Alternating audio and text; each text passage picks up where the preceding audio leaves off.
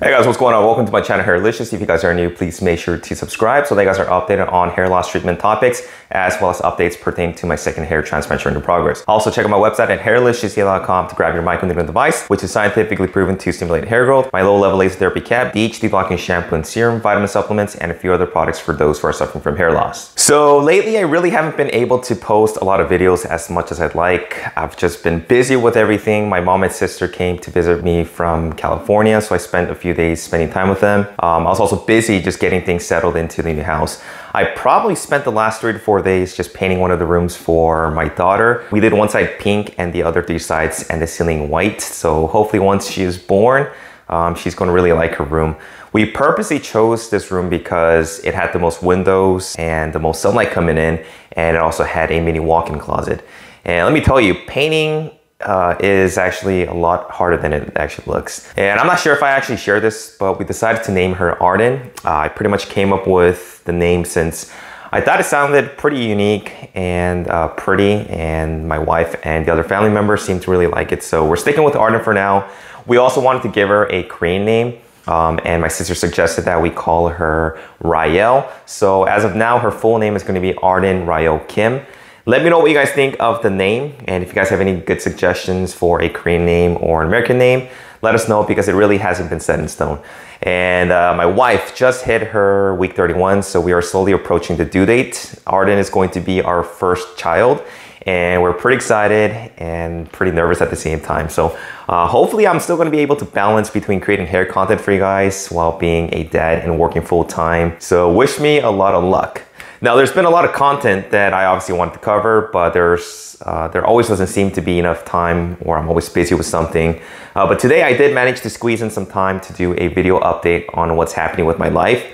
So as you guys can obviously tell from the video title, I stopped taking Finasteride for about 2 weeks now. It's been about 15, 16 days. I previously was taking 0.5 milligram Finasteride daily to treat my hair loss. And recently I stopped, not because of side effects, but because of some health issues that I've been having lately. Some people might be like, damn, Hairliciously, make up your mind, stop going back and forth, because I did previously stop Finasteride a few years back and then I resumed it.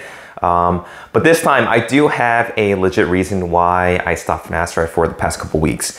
Lately, I've actually been having some symptoms of a possible UTI or infection or inflammation going on, most likely in what I believe to be in the prostate area. Or stemming from the prostate area. I'm not a doctor, but I did make the mistake of going on Google and looking up possible diagnosis. And one of the most likely scenarios was something dealing with prostatitis. Prostatitis is basically swelling and inflammation of the prostate, which is a walnut-sized gland that is right below the bladder in front of the rectum.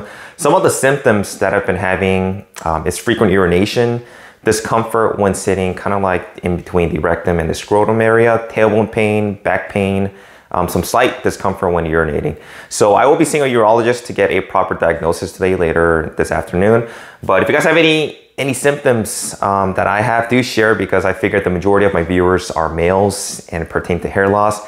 So I'm pretty sure a few of you guys might have had the same symptoms or even prostatitis. Now, the interesting thing about this is that Finasteride was first used to treat enlarged prostates, also known as benign prostatic hyperplasia.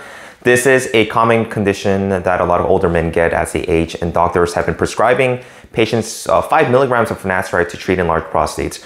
Prostatic enlargement depends on the potent androgen DHT in the prostate. Type 2 5-alpha reductase metabolizes circulating testosterone into DHT, which then binds into the androgen receptors in the cells, resulting in benign prostatic hyperplasia. So by taking Finasteride or dutasteride and blocking a good percentage of the 5-alpha reductase enzyme, we can block DHT, which in turn is going to help shrink the prostate back to its normal state. And as a result, when you guys are dealing with issues pertaining to the prostate, and if your doctor recommends that you need to get a prostate-specific antigen or PSA, which is a blood test that checks for prostate protein levels for potential cancer or any abnormalities, you want to make sure that you guys are not taking any medication such as Finasteride or dutasteride that can alter the test results.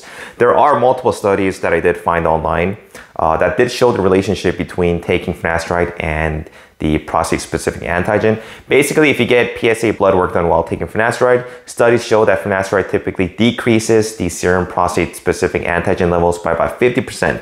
Normal PSA levels are going to vary from doctor to doctor, but most doctors consider PSA levels of 4.0 nanograms per milliliter and lower as being normal. And if there's anything that did show up higher than 4.0, most doctors are going to have to run more tests and possible biopsy on the prostate to rule anything serious. So imagine having a PSA level of around 8, but because you're taking finasteride or dutasteride, your PSA level is going to get reduced to about 50%, resulting in about 4, which is actually in the normal range, but you know, it's actually not because you've been taking finasteride and it actually been reduced. So finasteride does have a half-life of about 5 to 6 hours for adults. So after a few days to a week, it should clear out of the system.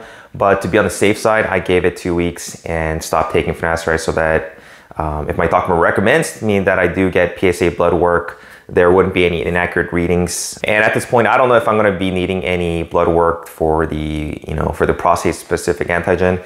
And I just might be overthinking everything, but I know that, since I did stop taking finasteride temporarily, I won't have to think about any any doubts or what ifs on potential inaccurate results. And since I haven't seen my doctor or my urologist yet, I don't even know if my condition and my symptoms are pertaining to the prostate. But it doesn't hurt to go see one and get my annual checkup since it's been a while. I did get some routine blood work done and also urinalysis from my primary care doctor, and everything has been normal. No diabetes, everything looked good, but I will keep you guys posted once I go see my doctor later today. So this is basically the main reason why I stopped taking finasteride temporarily. One thing that I did want to mention is that there are controversies that both seem to support and contradict the fact that finasteride long-term can cause prostate cancer. Specifically, some were saying that finasteride has been linked to high-grade prostate cancer, but thankfully, long-term studies have ruled that out and have actually deemed finasteride to be generally safe and an effective treatment for not only for hair loss but also for chemo prevention agent for prostate cancer. I will be back on finasteride after my doctor gives me a proper diagnosis and gives me the green light to continue taking it for treating hair loss.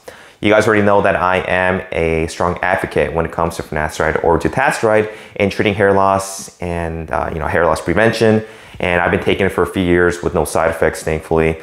And I have not seen any further progression of hair loss. But always consult with your doctor to weigh the pros and cons, the risks, and side effects, since a small percentage of users do experience it, and it is a real symptom. So you always want to do your research, get a good baseline of your hormonal levels before taking it. And being off finasteride for 2 weeks, I haven't had any hair loss or any noticeable hair loss.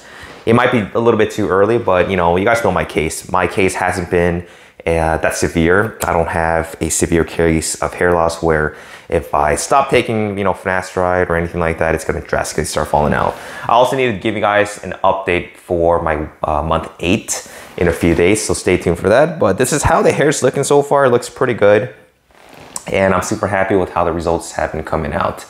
I did get a haircut when my mom came over. If you guys didn't know, my mom is a hairstylist, and I haven't really been going out to get a haircut recently just because of the whole pandemic. So she actually came by, gave me a haircut. We really didn't have the right tools, but she did what she could using the available equipment that we had. But I think it looks pretty good. I am still trying to grow out my hair, and as you guys can see, the hairline, everything is looking really good, good density. And I'm super excited. I will be growing it out and styling it out in different ways, so stay tuned for that. But that's pretty much it for today's video, guys. If you guys have any questions, please make sure to leave me some comments below, where you guys can reach me via email at hairliciously@gmail.com. Thanks for watching, guys, and I will keep you guys posted. Take care.